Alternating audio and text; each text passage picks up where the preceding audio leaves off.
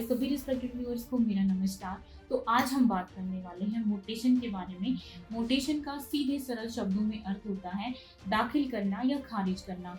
तो अब जब हम किसी भी प्रॉपर्टी की रजिस्ट्री करवा लेते हैं तो हमारे मन में ये सवाल आते हैं कि अब क्या हम पूरी तरह से प्रॉपर तरीके से क्या हम इसका मालिकाना हक रखते हैं। तो हाँ, आप मालिकाना हक तो रखते हैं, लेकिन इस प्रॉपर्टी को गवर्नमेंट के अंडर आपको रजिस्टर कराना बहुत ज़्यादा ज़रूरी हो जाता है, जो कि मोटेशन कहलाता है। कि कभी भी आगे अगर गवर्नमेंट किसी भी तरीके से प्रॉपर्टी को चेक करती है तो वो आपके नाम से ही, आप ही उसके मालिक आगे चलकर बोले जाएं। इसीलिए हम मोटेशन का प्रोसीजर जो है इतना इम्पोर्टेंट मानते हैं। इसके फ़ायदे और नुकसान बहुत सारे होने वाले हैं, तो वो सारी चीज़ें मैं आपको बताऊंगी। और इसके साथ साथ कि आप जो हैं, अगर हम द्वारका की बात करें, अगर हम दिल्ली की प्रॉपर्टीज़ की बात करें, फ्री होल्ड प्रॉपर्टीज़ की बात करें, तो ये प्रॉपर्टी आपकी जो मोटेशन का ये प्रोसीजर है ये कहाँ पर होगा। और साथ में जो आपकी कच्ची प्रॉपर्टियां हैं जिनके ऊपर लोन नहीं है, रजिस्ट्री है, वो प्रॉपर्टी आपकी कहाँ पर ये मोटेशन का आपका प्रोसीजर किया जाता है, तो इस बारे में भी हम बात करेंगे। तो सबसे पहले हम बात करते हैं कि मोटेशन कराना क्यों ज़रूरी होता है। आपके प्रॉपर्टी एक्ट सेक्शन 35 के अंडर ये रूल है कि अगर आपने 100 रुपये से ऊपर कोई भी ज़मीन, फ्लैट का टुकड़ा या कुछ भी आपने खरीदा है, कोई दुकान खरीदी है, ज़मीन का टुकड़ा आपने खरीदा है, कोई फ्लैट खरीदा है, अगर वो आपने खरीदा नहीं है लेकिन वो आपके पास गिफ्ट डीड के थ्रू आया है, या फिर आपने उसकी जो है वसीयत या विल के थ्रू आपके पास, अब आप उसका मालिकाना हक रखते हैं और आपकी प्रॉपर्टी जो है वो पहले किसी ओनर से दूसरे के नाम पर किसी भी तरह से अगर ट्रांसफ़र की जाती है, तो उस कंडीशन में आपको मोटेशन करवाना अनिवार्य हो जाता है। आपको आपके फर्स्ट ओनर का नाम जो है खारिज कराकर अपना नाम दाखिल कराना, इसी को ही हम मोटेशन बोलते हैं। तो अब बात कर लेते हैं कि अभी जो है सेक्शन 54 एक जो है सुप्रीम कोर्ट ने ये जो है ऑर्डर करी है कि अब आप जो है, पहले क्या था कि सेक्शन 35 के अकॉर्डिंग ये था कि आपको मोटेशन का जो प्रोसीजर है वो आप केवल 12 सालों तक ही आप जो है करवा पाते थे। उसके बाद अक्सर ऐसा हुआ कि बहुत सारी जो खाली लैंड थी, जिसे हम खेत किले बोल देते हैं, कि वो जो है किसी ने, फर्स्ट ओनर ने सेकंड को बेच दिए, लेकिन सेकंड ओनर ने रजिस्ट्री तो करवाई, उसकी सेल डीड सब कुछ उसके पास थी, लेकिन उन्होंने मोटेशन नहीं कराई। और जब वो किले गवर्नमेंट के रिकॉर्ड के अनुसार बोले गए तो वहाँ पर फर्स्ट ओनर का नाम आ गया, तो वहाँ पर प्रॉपर्टीज़ के अंदर काफ़ी डिस्प्यूट बने, काफ़ी सारी चीज़ें हुई, तो जहाँ पर जो है उन मामलों को शांत करना बहुत ज़्यादा मुश्किल हो गया था। तो ऐसे में अब गवर्नमेंट का ये रूल आया है कि आप रजिस्ट्री कराने के बाद, आपके नाम पर सेल डीड आने के बाद, आपके पास किसी की, अगर आपको किसी ने वो प्रॉपर्टी गिफ्ट की है तो गिफ्ट डीड आने के बाद आप उस प्रॉपर्टी को जब आपका मन करे तब आप जो है उसे मोटेशन वहाँ पर जाकर जो है आप करवा सकते हैं अपनी प्रॉपर्टी की।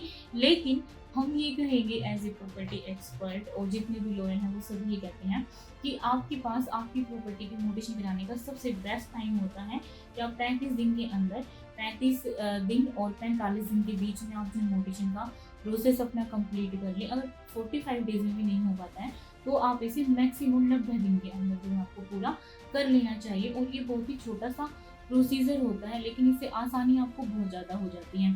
तो अब हम इसके फ़ायदे के बारे में अगर बात करें, तो आप अपनी प्रॉपर्टी पर जब लोन लेने जाते हैं तो यहाँ पर जो है आपका मोटेशन का कागज़ भी चेक होता है कि आप प्रॉपर्टी टैक्स किस नाम से भर रही हैं।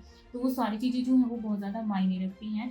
और दूसरा, आपकी जो है प्रॉपर्टी पर आपका मालिकाना हक सरकार के रिकॉर्ड में भी पूरी तरह से ये चढ़ जाता है। और आपकी जो है जितने भी आपके हाउस टैक्स रिसिप्ट हैं, आपका जो है जितने भी आपके घर पे कोई भी, अगर कोई भी नोटिस, कोई भी इंफॉर्मेशन कुछ भी आनी है, तो वो आपके नाम पर वो सारी चीज़ें जारी की जाती हैं। और अगर कभी भी कोई, अगर लैंड का है, अगर कोई लैंड है, अगर या फिर कोई प्लॉट है, तो उसके बारे में अगर कभी भी कोई सरकार की जांच की जाती है तो वो प्रॉपर्टी आपके नाम से बोलती है। इसीलिए मोटेशन कराना बहुत ही ज़्यादा इम्पोर्टेंट होता है। और इसी के बाद आपको हम कहेंगे कि पूर्ण रूप से आपको मालिकाना हक उसी के बाद मिलता है। तो अब हमने जो है 2 तरह की प्रॉपर्टी बताई थी कि आपकी जो है दिल्ली, यूपी, हरियाणा, कहीं पर भी अगर कोई भी फ्री होल्ड आपका प्रॉपर्टी है, कोई भी आपका फ्री होल्ड प्रोजेक्ट है, तो वो आपका एमसीडी के अंडर आता है। और वहीं पर जहाँ पर जिन प्रॉपर्टियों की सिर्फ रजिस्ट्री होती है लेकिन लोन नहीं होता है, वो प्रॉपर्टी तहसीलदार के ऑफिस में आपकी जाकर जो है मोटेशन होती हैं। तो सबसे पहले, अगर आप एमसीडी के अंडर अगर आप आ रही हैं, अगर आप सोसाइटी में रह रहे हैं, फ्री होल्ड फ्लैट में रह रहे हैं, फ्री होल्ड आपका बिल्डर फ्लोर है, फ्री होल्ड आपका फ्लोर है, उसकी आप मोटेशन कराना चाहते हैं तो आपको एमसीडी ऑफिस जाना पड़ेगा। द्वारका का एमसीडी ऑफिस सेक्टर 9 में है, तो आपको सेक्टर 9 एमसीडी ऑफिस में जाकर आपको कॉर्पोरेट में एक मोटेशन एप्लीकेशन फॉर्म मिल जाएगा। आपको वो एप्लीकेशन फॉर्म अच्छे से भरना है। आपके पास आपकी सेल डीड, आपकी पूरी प्रॉपर्टी की चेन आपको, अगर आपके पास ओरिजिनल है तो आपको वो लेकर जानी है। अगर आपकी जो आपके पेपर हैं वो बैंक में जा चुकी हैं तो आपके पास उनकी कलर्ड कॉपी आपको मिल जाती हैं, तो रजिस्ट्रार ऑफिस से ही, तो बिल्कुल आपको जो है वो कलर्ड कॉपी लेकर जानी है, आधार कार्ड लेकर जाना है और वो फॉर्म लेकर जाना है। और उसके बाद आपको वो जाकर आपके एमसीडी ऑफिस में सबमिट कर देनी है। वहाँ पर वेरिफिकेशन के लिए आपकी जो अभी की जो सेल डीड बनी है उसकी कलर्ड फोटोकॉपी आपके पास या ओरिजिनल है वो चेक की जाती है और मोटेशन आपकी बिल्कुल आराम से हो जाती है, जिसके अंदर आपका 500 से 2,500 रुपये का खर्च आता है। और ये कोई बहुत बड़ा प्रोसीजर नहीं है, बड़ा ही आसान सा प्रोसीजर है।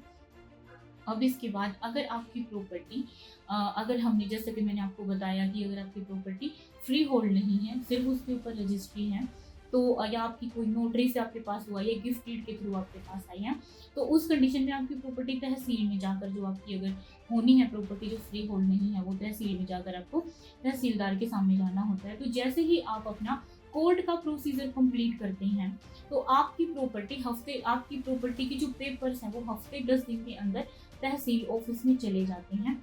वहाँ पर जाने के बाद आपको जो है जाकर खुद से एक बार पता करना होता है कि मेरी जो है इस दिन को रजिस्ट्री हुई थी, तो क्या आपके पास इस नाम से फर्स्ट पार्टी ये थी, सेकंड पार्टी ये है, इस नाम से आपके पास क्या कोई फाइल आई है, तो वहाँ पर आपको पता चल जाता है, वो आपको बता देते हैं।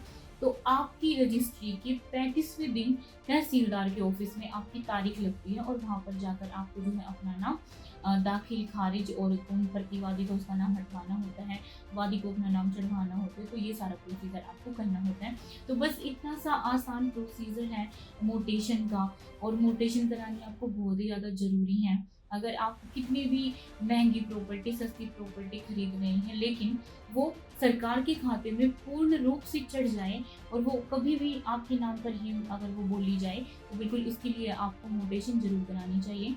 और 35 से 45 दिन के बीच का टाइम जो वो बिल्कुल बेस्ट टाइम होता है, तो इसी के बीच में आपको करा लेना चाहिए।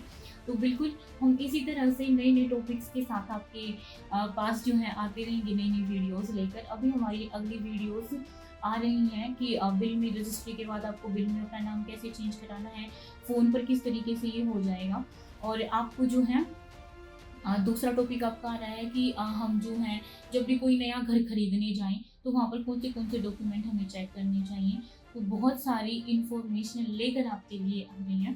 तो बिल्कुल आप चैनल को सब्सक्राइब कीजिएगा, वीडियो को लाइक कीजिएगा, कमेंट कीजिएगा। द्वारका या द्वारका एक्सप्रेस वे पर आप कुछ भी देख रहे हैं तो भी आप हमें बिल्कुल फ़ोन कीजिएगा।